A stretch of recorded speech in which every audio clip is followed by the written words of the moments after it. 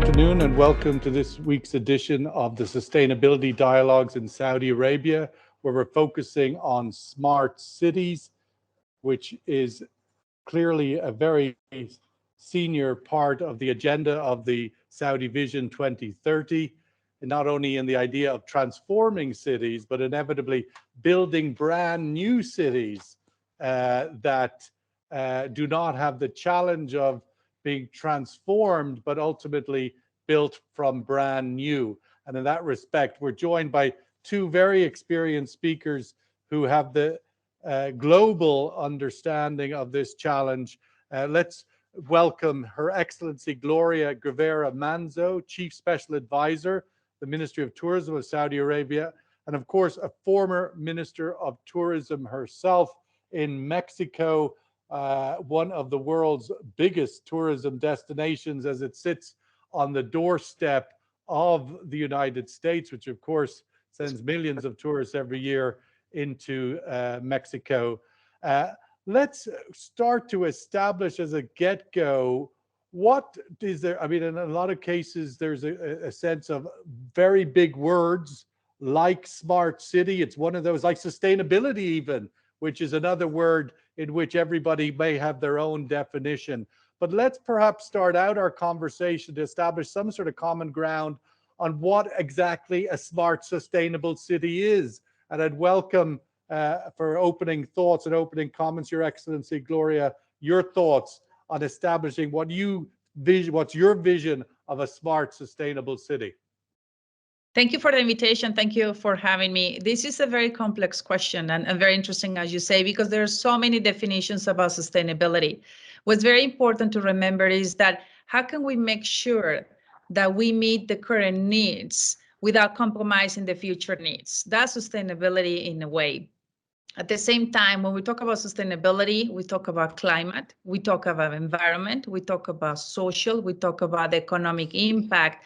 And of course, the innovation is a very important component in all these pillars that has to be part of the framework and the policies. In my view, in my experience, and what I have seen so far, there are three very components for a sustainable innovation city.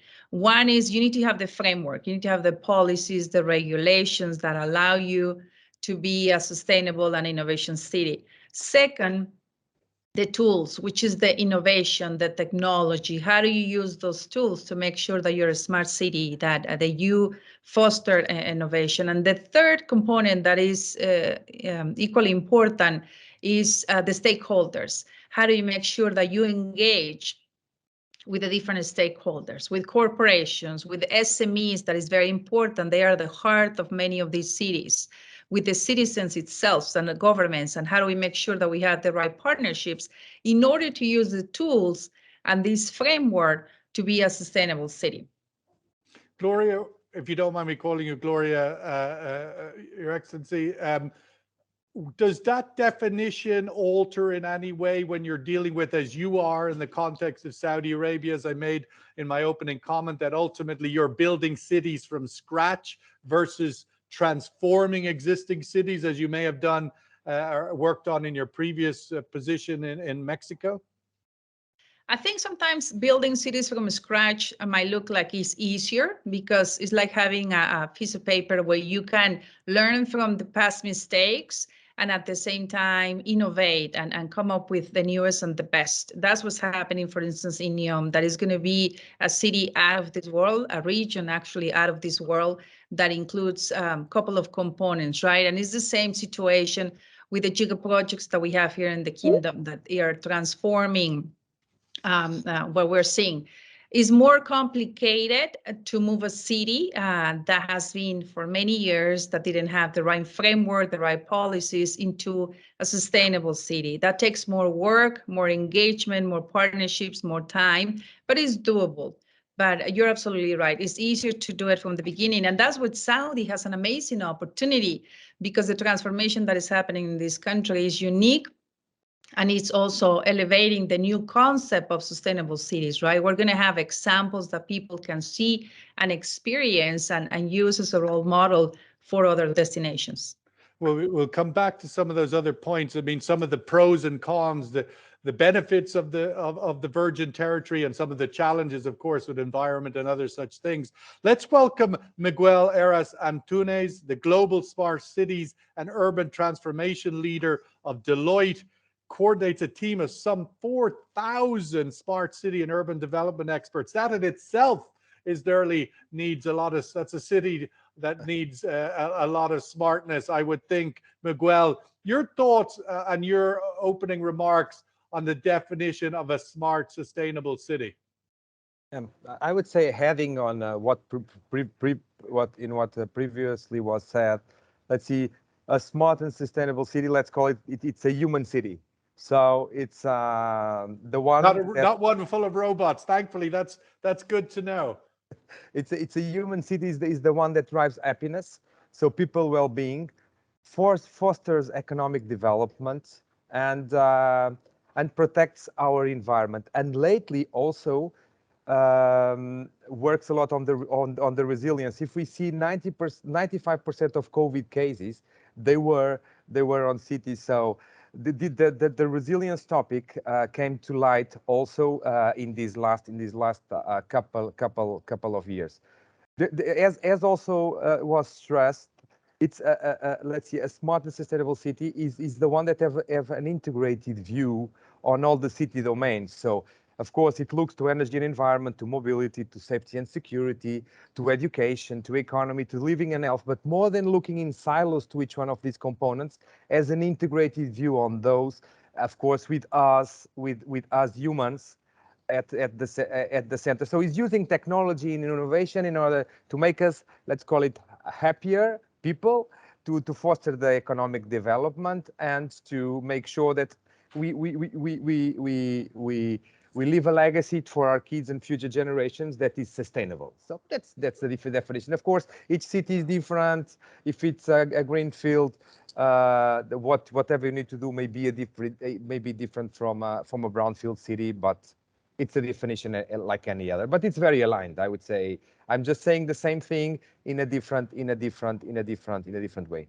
Well, Miguel, let me just quickly follow up with you on that. Given what we have just come through, and some places are still massively challenged by it, some of the biggest cities in the world, Shanghai, the smartest amongst them, Beijing now, we're seeing facing this great COVID challenge. In terms of COVID and this unique journey that we've all been through, have we learned anything from how smart or not cities are, or what takeaways we can put in our box and bring forward at this unique moment of learning? Yes, I would say that the smartness of the city came to light. I would say that in order to fight COVID, you really needed to have an integrated view of the city on the way to attack it. I would say there were many things, many decisions that were made at the city level in 1 week that would have never been made in 1 year if it was before COVID. So it brought to life that you needed to coordinate all the domains of your city. That's one thing. The second thing is around technology. I would say even today, how would we have fought COVID if we wouldn't have done it through digital? It also brought to light the need that we have to be more digital, even for remote,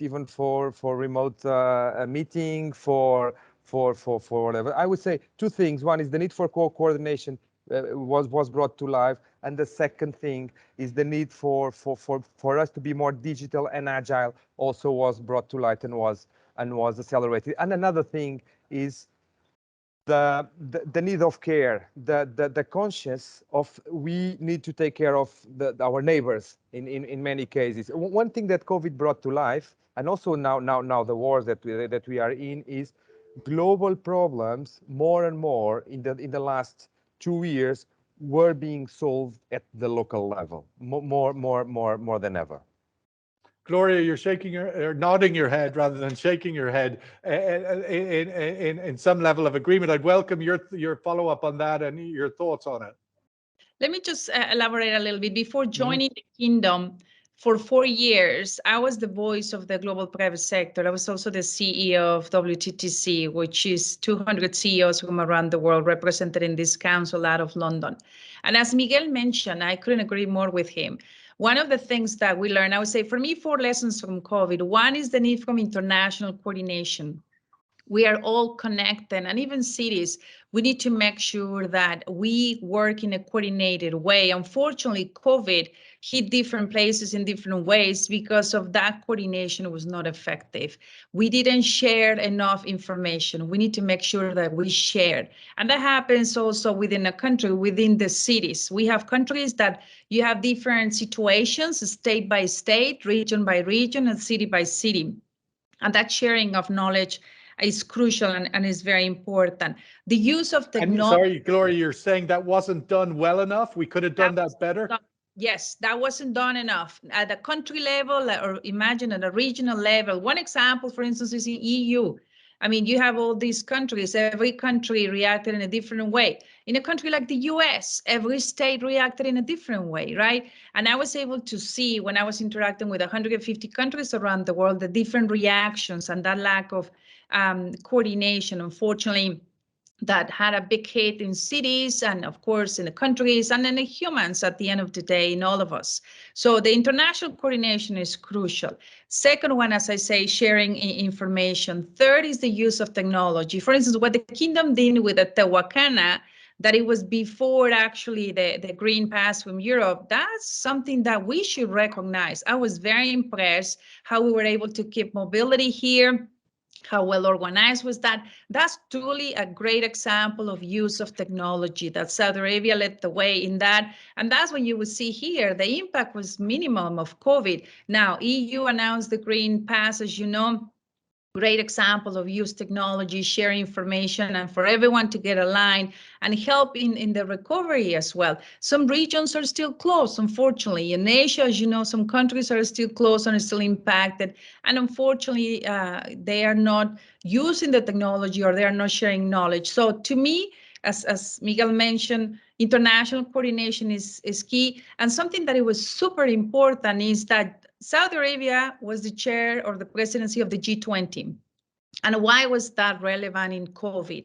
Because we were in the middle where we had no coordination. And I have to give, this acknowledgement for Saudi Arabia. I was, as I say, in the private sector, because thanks to Saudi Arabia, we brought the public and the private sector together. In the G20, we had that coordination. For the first time ever, was included in the declaration of the G20 leaders, the relevance of working together with the private sector. So we were able to create a platform, work together in order to manage the crisis and also work on the recovery. And that was very important and a lesson learned from the pandemic that we hope in the future we will implement something similar. So a lot of lessons learned, a lot of interactions with different governments. Some governments are recovering faster than others. But as you can see here, how innovation was crucial for managing the whole pandemic. Miguel, I'd just like to pick up on that point. Public-private sector, Gloria mentioned. Your insights on that, because in another language you mentioned it yourself indirectly in your opening comment. Human beings live in cities, human beings live in urban centers, but there's the culture of top down, and we saw a lot of that in COVID, everybody waiting for instructions top down, and then there's the ground up. And of course, we live in we do here in the Middle East with the context of this, a lot of dependency on the top down and a growing sense of the contribution of the ground up. I'm wondering, Miguel, from your point of view, smart cities, the lessons learned from COVID, where the balance between that, and it's another way of saying it in this context also, public sector, private sector, allowing the private sector more a voice. Your thoughts on those ground up versus top down learnings from COVID and how they could be adopted in a smarter city? Yeah, I would say top down and bottom up, the complementary between both. I think they are completely critical. Let's see where to start. On that point, you say they're critical or they're complementary, but quite often there's a dependency or a domination from top down, particularly through COVID, government policy, government compliance. And there was some criticism of the nanny state i.e. overbearing regulation versus putting responsibility from the ground up. And so a smart city, does it have a balance? Does it have guidance from the top? Your thoughts? I would say you need to have both, and both are super relevant. You need to have top-down. Let's see examples of top-down things that it's important to be done, and then I'll give you an example of a bottom-up approach. A top-down is, if we want, cities represent, as we know, like 70% of greenhouse emissions. So if we want to win the climate battle, we need to go through cities, and we cannot do it city by city. Of course, you need to do it city by city, but if 70% of these cities don't do nothing because they don't want to, we won't achieve our goals. So it's relevant to have a top-down approach and having national strategies for smart cities. That's something that more and more we see, and that's a top-down approach. Let's go for a bottom-up approach. For instance, we are partnering with the World Economic Forum. We are part of their fellows. We are not the only company. There's an ecosystem of partners, and we are now working on a specific initiative where we go city to city globally, and we identify, I would say, a transformational project for that city, and then we put all the stakeholders in the same room, identifying what's the best way to make that I would say flagship project to happen on that city. And this is a bottom-up approach, and we bring the banks, tech companies, utilities, of course, the municipality leadership, and discussing how can we make this I would say transformational project happen. It's a bottom-up approach. That's one idea. Other ideas of the bottom-up approach, more and more we want to participate on the building on the construction of our urban ecosystems. More and more we are called, and we demand to be called, to contribute to the, I would say, to the construction of the services that we are then we get from the municipality. It's another bottom-up. A big trend is the digital innovation ecosystems. More and more, in order to foster innovation, you need to build digital innovation ecosystems in your urban urban environment. So Saudi is a great example. It's doing great things around this. Why? As this is greenfield, is a massive opportunity to put the stakeholders together and discussing how will we build, I would say, a better future. And in Saudi, it's amazing because it's a unique opportunity for even for the world to build something that has never been built. And as we know, NEOM is the purpose of NEOM is to do something that has never been done. I also had some discussions with the NEOM leadership. And as consultants, of course, we always go with the benchmarks and so on. That's part of our role. And when coming with those benchmarks, the discussions were always the same. No, there are no benchmarks for us. We want to make sure that we build something that has never been built. Of course, we will learn from the teachings of the past, but we want to do something different. And in order to do that, you need to bring private sector in, and you need to bring the best of knowledge in, and you need to create an ecosystem for that. Gloria, you're now in government. Obviously, you were a minister, and as you said in your previous role, very much leading the voice of the private sector through COVID in tourism. Where do you see that now in Saudi? You are a chief advisor in the Ministry of Tourism, government again, public sector, but the private sector is so critical to this development in Saudi. Lots of innovation vis-a-vis digital. I mean, you're talking about a digital generation, really, given how young the Saudi population is, digital citizens, really, born and raised. But as a public sector now, leading voice, where is the role in the private sector vis-a-vis the development of the Saudi smart city? I think it's crucial. The private sector, without private sector, you cannot move, you cannot implement, because as I say before, let me go one step, if you allow me, before. With my experience in Mexico, and then of course dealing with 150 governments around the world, it was very clear to me, and it's very clear to me, for a country to be successful, you need three things, and especially in tourism, and it sounds very simple, but that's true. You need the vision, you need the leadership, and you need the resources. And we have all those three here in Saudi. And that's one of the reasons that I quit that job leading the voice of the private sector, and I came here, because the transformation is amazing. I love it. It's opportunities everywhere. The potential is impressive. And at the same time, when you have the resources, when you partner with the private sector and the different experts around the world and the stakeholders, then you can leapfrog, you move faster, and everyone is moving in the same direction. The Vision 2030 is the best thing that has happened because he has defined that path, right? We have the leadership. There is a destination, clearly. Exactly. We have the destination and has been very clear from the Crown Prince defined. We have the leadership to make it happen, and we have the resources. So there are no excuses. And on top of everything, we have the potential. It's not that we don't have the heritage. This country has the heritage, has the gastronomy, for instance, in the case of tourism, has the people, as you mentioned before, 70% of the population is 35 or less, which is very impressive, right? So everything is now, as I say, the combination of all the things that are needed are the formula for success. But to your point, the partnership with the private sector is key. And this country is not only partnering with the local private sector that is very professional and is very good and very strong, but it's also partnering with the global private sector, which I had the chance to see that firsthand when I was working in the WTTC.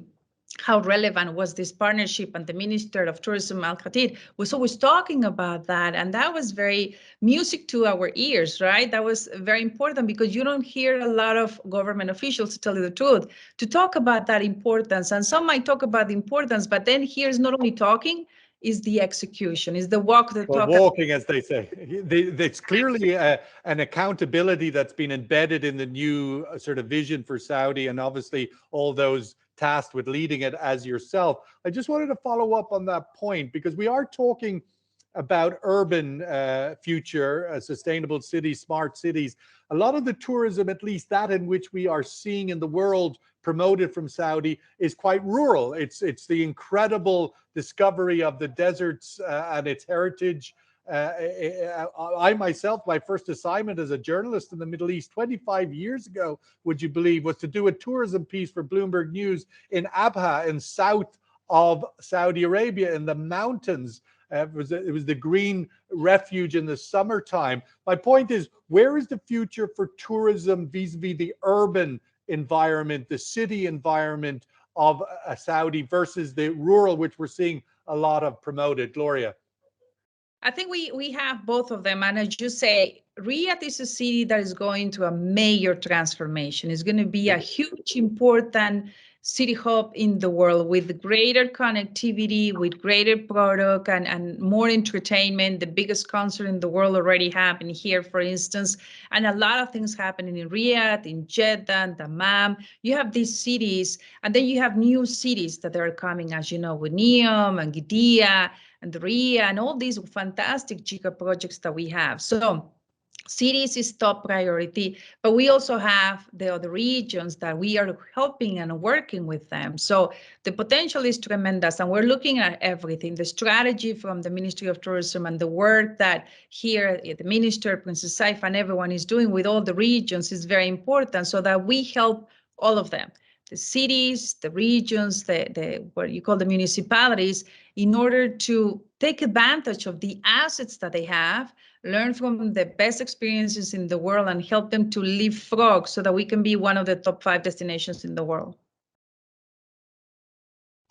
Miguel, just picking up on that, we talked earlier about the fact that Saudi Arabia is full of young people. We've talked about, you mentioned the first thing you said, I think more or less, was a smart city is one of people, of humans, and putting those two together in the context of Saudi, and the fact that I think the digital penetration or the smartphone penetration, which is I think over 200%, nearly everybody has 2 smartphones, never mind 1. And when you combine those two things, youth, smart technology in your hand, and the fact the urban environment is with the human, where do those 3 things, what opportunities do they present for innovation and managing a smarter city, Miguel?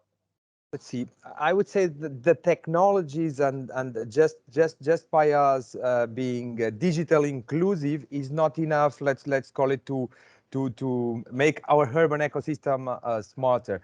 I would say the main progress of smart cities is the combination of governance and technology. If we see the smart cities concept has been taking longer than expected. Why? Because there are many pilots which are being built, and sometimes we don't know exactly what we want to achieve. And sometimes we don't have the governance in place, to really execute as it was execute at scale. Let's see. Now you have big data, you have IoT, you have digital twins, you have the artificial intelligence, you have blockchain, and more you start having people to know about it. But I would say the key change is that people really now understand better than ever that these ingredients will only have an impact if combined with the right governance and the right purpose or objective and the right change management processes. I strongly believe that these elements can be the drivers of what is no longer a digital transformation, but much more a digital economy of Saudi in 2030. That's a bit my view. Other thing which is tends to be very important on this governance, it's technology, but with governance, is everything around the smart city operation systems, which is operational systems that integrate the data and information of the several domains of the city and correlates them within some governance rules in order to serve us citizens better. And I would say on that point, Miguel, I just wanted to go jump on. in while you're talking about it. Digital literacy, from the point of view of how important that is on a granular citizen level, because it's a lot to take on board with the absent if digital literacy is illiterate, if you like. How important, Miguel, is digital literacy in this equation? Let's see, I would say digital literacy is relevant, of course, because citizens need to be able to use to use and to take advantage of the technology. And to innovate, obviously. And to innovate also. If we want to create digital innovation ecosystems, of course, we need to have digital literacy. But of course, we are talking in the context of Saudi, greenfield cities, big transformation, lots of innovation. But we have 90,000 cities in the world, and not in all of these cities there is digital literacy. So a smart city is the one that is inclusive, is the one that is, of course, for the digital included and for the digital excluded. So, and the smart city is the one that takes this into consideration, and of course in the right proportion for that specific urban ecosystem. But of course, it's relevant. It's relevant. The more digital included you are, the biggest the transformation may be, of course. Gloria, I just want to sort of close out with some thoughts about, obviously, the 2030 vision in Saudi Arabia sets a very clear destination that is only, you could say a few days away, really. But when it comes to the commitment at COP26, it was to net zero in 2060 in the kingdom. I'm wondering from a point of view of looking through 2030, but yet even from today through 2030, how important is urban planning and what granular journey needs to be made? Because clearly, as you said, we have the 2030 vision. It has some very, very big KPIs and clarification to it. But each city, each province government has to have its own urban plan. How much of that needs to be developed in order for us to have that one step at a time to get to the 2060 net zero destination? Urban planning, how important is it? I think urban planning is very important, it's very relevant, because the more that you plan, the better you understand the impact, and the more that you engage, of course, with the local communities. And that's what you talk about, these partnerships. Planning is happening even with destinations that they have been around for years and hundreds of years right now, because unfortunately, a lot of these destinations didn't plan for the tourists that they are receiving. So you need to plan for the people that live in the city. You need to plan for the visitors that you're going to have, because that has an impact on waste management, that has an impact on the water, that has an impact on all your resources. And if they are limited, of course, you're going to have issues, as we saw before COVID, called overcrowding. So very important, the urban planning. And if I may, something that is crucial also is, of course, the engagement of the SMEs and the micro and small medium enterprises. And why is that? Because sometimes we're very fast to talk about solutions and the adoption of these solutions. You talk about digital literacy, how important that is. I think it's very relevant here because in tourism, 80% are SMEs. And if you talk to a travel agency, a restaurant, a tour operator, a little hotel, and you ask them, where do you go to understand your carbon footprint? Where do you go to understand what tools do you have in your city in order to be net zero and achieve the goals of your country? A lot of times they don't have an answer. Most of them, they don't even know how to start. And that's another example of how Saudi is stepping up. And we are creating a center here in Riyadh that will serve the entire world to transition our sector globally to net zero so that we can have sustainable practices, and especially for SMEs, for travelers, and yes, for governments and for everyone, so that we can have that North Star. And to your point, a lot of research is going to be done that we are going to be able to share for urban planning, for city planning, for all of these things that are needed, that they're crucial for the growth, because it's like, how do you build the house without a plan, right? And as you say before, you need to have a plan, you need to have a destination, and once that you have the plan, you can execute. But if you don't have a plan and you understand exactly the different components and how that impacts sustainability in terms of, as I say, water, energy, the environment, engagement of local communities, and what is the role of every stakeholder, the traveler, the SME, the government, the corporation, it has to be very clear so that we all can be part of this. And as you say, that's the bottom-up approach at the same time with the top to bottom. And just to wrap up, sorry, Miguel, you wanted to jump in on that? No. Just Gloria, I was just going to say, in terms of we started out talking about the learnings of COVID, the learnings of the world, and the unique situation that Saudi is in. It's emerging from a, it has green field, but it also, obviously, Riyadh is a massive city, has been for some time. I'm wondering, from your learnings at Mexico and elsewhere, are there sort of best practices that we could bring to Saudi from somewhere else that you've identified, particularly as you articulate maybe around the SME perspective, but nonetheless, where learnings can come into the kingdom, as you articulated earlier, that maybe learnings can come out of the kingdom in the area of some smart technologies? There are a lot of learnings that, as a matter of fact, we are already implementing some of those learnings, and we're sharing best practices, learnings from destinations that they were developed from scratch. For instance, in my case, in the case of Cancun, or many others like Bali, or here the neighbors from Dubai, or in Spain or Europe, destinations much more, I'd say, much mature, right? That they were not planned, they just were redesigned for tourism. So we're incorporating all those learnings, and what's really beautiful here, we're not only using that for the benefit of the kingdom, but at some point, we want to also share those experiences with the world in terms of sustainability, which is something that I give credit to Saudi. And one of the reasons also where I came, because the commitment on sustainability and climate is very impressive. And I love that, because it's not only about good for us and that's it. No, it's whatever is good for the kingdom is going to be good for the region and good for the world at the end of the day, by sharing all this information as well.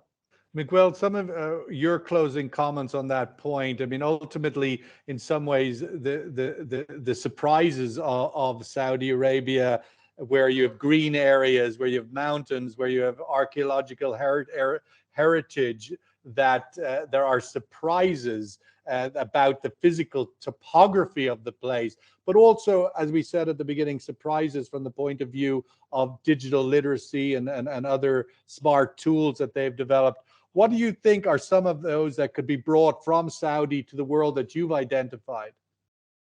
Let's see. I would say that this is a two-way, let's call it, program. I would say the first wave, of course, is bringing those experience from outside to Saudi. Yes. And those experiences can come from wherever in the world, from Singapore to some countries in And they've Africa. been long-standing, that pattern of best practice coming from the outside inwards, Yeah. no doubt. Yeah, so that's the first stage. I would say the second stage is whenever these new cities are built, whenever these new innovation ecosystems that are being built mature a bit more, I would say that there's no reason why Saudi won't be the innovation cluster of the world in what concerns urban ecosystems.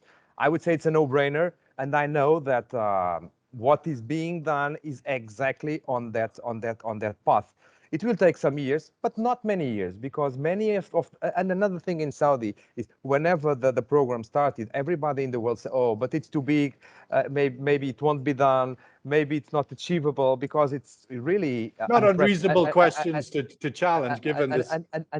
But now the things are being done as we speak.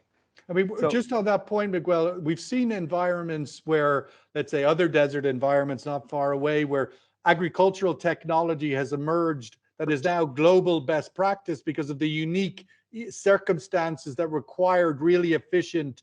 I would think similarly in Saudi, the environment, the climate will require some very unique technologies to emerge in order for it to be sustainable over the 50, 100-year cycle.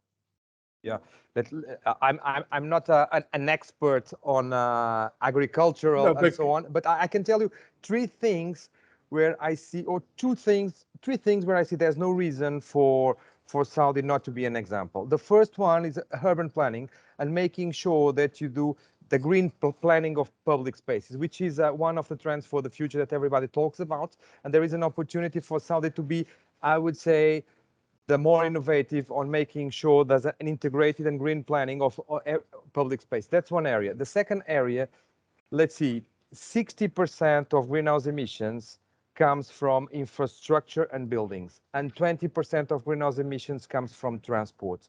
There's no reason why whatever is done in Saudi is done, making sure that the buildings are the more sustainable in the world, and they will be an example for the world. And by doing that, it's really transformational. It's not indifferent. Why?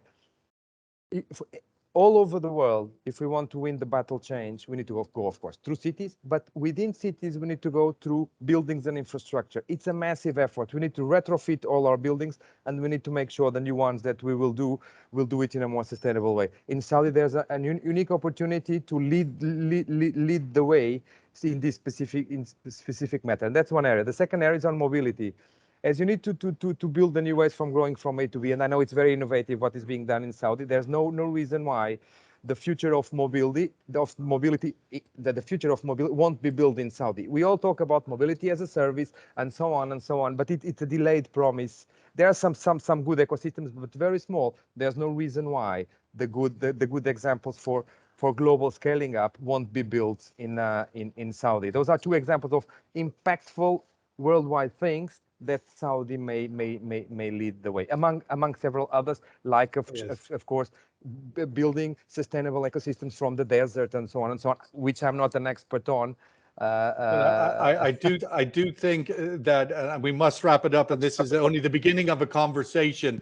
The sustainability dialogues in Saudi Arabia is a series in its infancy, and we look forward to moving ahead with other opportunities to speak with you guys. And I would just also add to the point in terms of smart, as you mentioned earlier at the beginning, in some ways it's human, but it's also going back to the heritage. I think it's incredible when you go around this region, you see the people lived here 500 years ago, 1,000 years ago in a climate environment where they had incredibly sophisticated wind technologies vis-a-vis cooling and water and irrigation. And rediscovering some of them also as we build our urban centers are important. I think in my ignorance of these very complicated subjects, I do identify those. I must end it there, and thank you so much, Your Excellency Gloria Guevara Manzo. Thank you very much for your time this afternoon and for joining us. And of course, for Miguel Heras Antunes of Deloitte, thank you both for your insights and your contribution. Really stimulating, and we look forward to having you both back and sometime meeting in person, maybe walking in the cool and lovely new environments of Saudi as they open up to the world. Thank you both very much.